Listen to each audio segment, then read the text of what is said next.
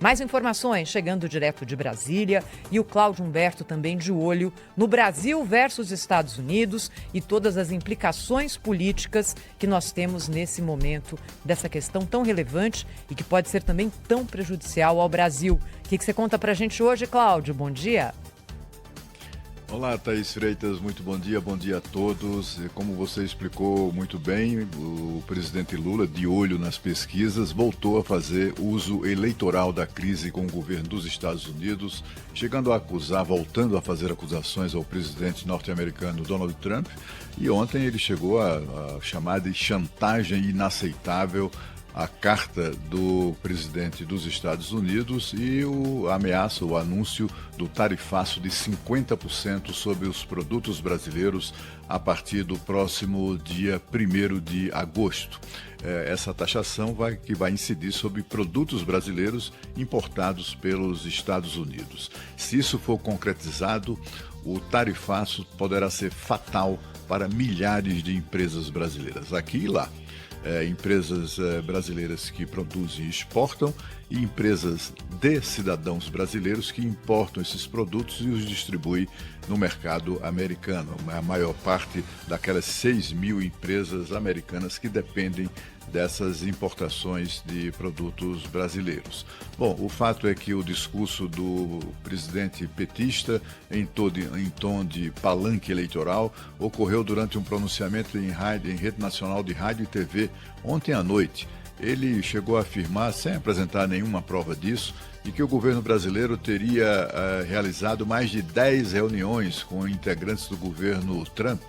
Ele não informou com quem foram feitas essas reuniões, não informou os temas que eventualmente tenham sido tratados e ele também disse que teria encaminhado uma carta o governo brasileiro, uma carta em 16 de maio que permanece sem resposta e, ao contrário, a resposta que chegou foi a célebre carta do presidente Trump impondo o tarifaço de 50%. Né?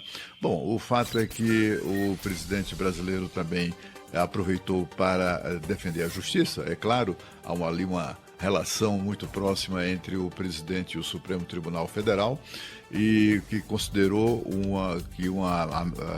a tentativa de interferir, que ele chamou de interferência na justiça brasileira, do pedido de Trump para que fosse suspenso o julgamento de Bolsonaro, do ex-presidente Jair Bolsonaro e seus aliados, que isso era um grave atentado à soberania nacional e tal. Ele estava muito tomado mesmo pela motivação eleitoral. E ficou isso patente mesmo quando ele atacou, inclusive, os seus opositores. Vamos ver esse trechinho aí em que ele ataca também a oposição política aqui no Brasil. Minha indignação é ainda maior por saber que esse ataque ao Brasil tem apoio de alguns políticos brasileiros. São verdadeiros traidores da pátria. Aposto no quanto pior, melhor. Não se importam com a economia do país e os danos causados ao nosso povo.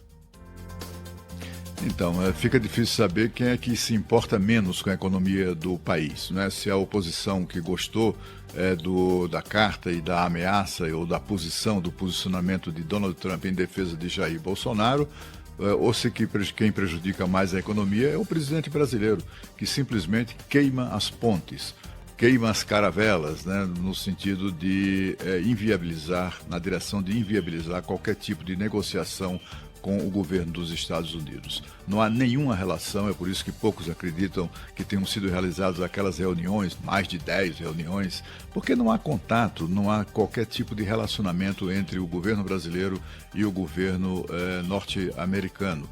Como eu disse aqui, já trouxe aqui essa informação, o ministro das Relações Exteriores do Brasil, pela primeira vez na história, não consegue nem sequer falar ao telefone com o seu homólogo americano. O Marco Rubio, que é secretário de Estado, que é o ministro das Relações Exteriores do governo americano. E com isso levou ao desespero ainda maior, não só os empresários em si, aqueles que produzem, aqueles que exportam, mas também milhares de trabalhadores brasileiros que estão na iminência de perder seus empregos. Exatamente porque o presidente Lula ali percebeu que há um ganho eleitoral nessa briga e simplesmente não investe, não aposta na negociação, mas sim em inviabilizar qualquer tipo de conversa com o presidente norte-americano, como demonstrou ontem não só do discurso na UNE, mas também nesse pronunciamento em rede nacional de rádio e televisão.